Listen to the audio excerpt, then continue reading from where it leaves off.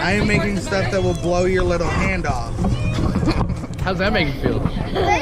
Alright, so we're gonna make a piccolo peat bomb, just a single one, not the 2-liter version.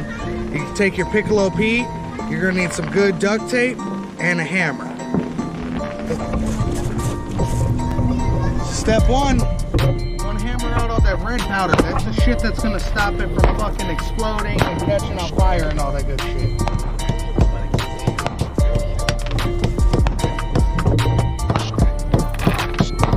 Once you hit white powder, you got the white powder coming out, you want to stop, or else you're going to waste all the fucking good gunpowder and have a less explosion. Fuck so much.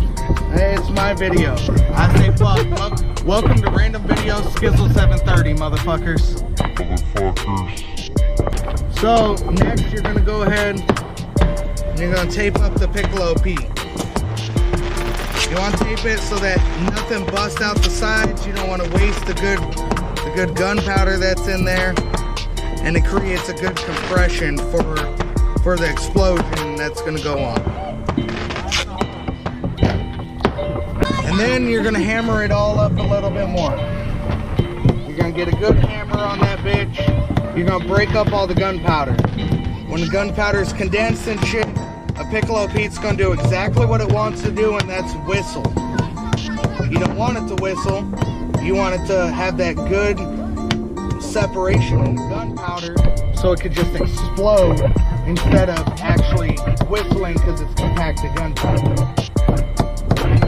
So you get a good hammer on there.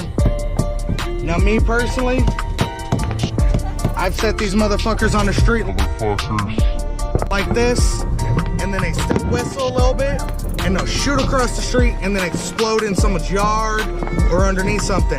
I set it back in the stand, so don't use too much tape so you can set it back in the stand. You set it back in the stand, light it, even if it whistles and then explodes, at least you didn't blow up your neighbors, right? When you light this son bitch, get out the way.